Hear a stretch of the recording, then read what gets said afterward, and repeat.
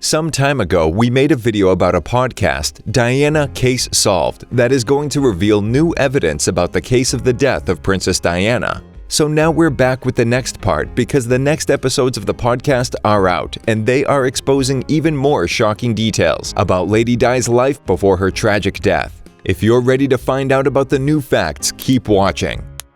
In the previous video, we talked about Diana's relationship with Prince Charles and how she fell in love with him, but he was in love with Camilla. The princess was so unhappy in the royal family that she developed an eating disorder and buried herself in charity work. Then the podcast exposed how the place of Diana's death wasn't treated like a crime scene and that there were a few questionable decisions made regarding the evidence. Now let's get into the new stuff. In the third episode of the podcast, the former detective and investigator Colin McLaren exposes all the details about the leak of the secret tapes of Diana and her lover, as well as of Charles and Camilla. It all started because Charles couldn't stand that Lady Di was loved by the public, so he actually was angry at her because of her popularity. After all, he was the future king.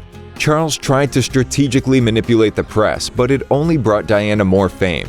But as usual, that fame had its price. In 1992, the Sun newspaper published information about the existence of tapes with phone calls between Diana and her then-lover James Gilby. The whole thing was called Squidgygate because on the recordings, Gilby referred to Diana as Squidgy or Squidge.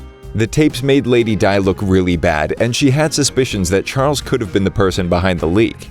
But not long after that, the controversial X-rated recordings of conversations between Charles and Camilla were also exposed, and that's what pushed Diana to do interviews and tell the truth about her marriage. This is when the famous BBC interview took place where Diana revealed that she felt isolated and said that there were 3 of them in the marriage, so it was very crowded.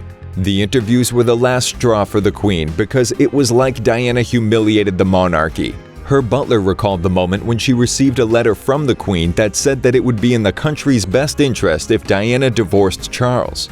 The tone of the letter felt like it was a royal command because Charles, the Archbishop, and the Prime Minister made the decision for Lady Di. But the one thing the princess was scared of the most was that her sons, William and Harry, would be taken away from her and she wouldn't be allowed to see them. When the divorce was finalized, Diana buried herself in charity work. She wanted to give love to other people because after the divorce, she didn't have it. Maybe that's why she chose charities that were neglected, and she worked with AIDS awareness and started campaigning against landmines. Even today, Diana's kids understand how important banning landmines was for her because just recently, during his official trip to Angola, Prince Harry retraced his mother's footsteps. The Duke watched how the landmine charity the Halo Trust works and set off a landmine with a controlled explosion. And earlier this year, Harry backed a landmine clearing initiative in Angola. Campaigning for banning landmines was what Diana was criticized for, and she didn't understand why. She just wanted to help people and use her platform as one of the most famous women. Some said she was meddling in something she had no idea about because landmine campaigns were worth billions. In the process, she pandered to enemies because her anti-landmine campaign threatened the multi-billion-dollar arms dealer business. At some point, Diana started telling her friends that she felt like something bad was going to happen.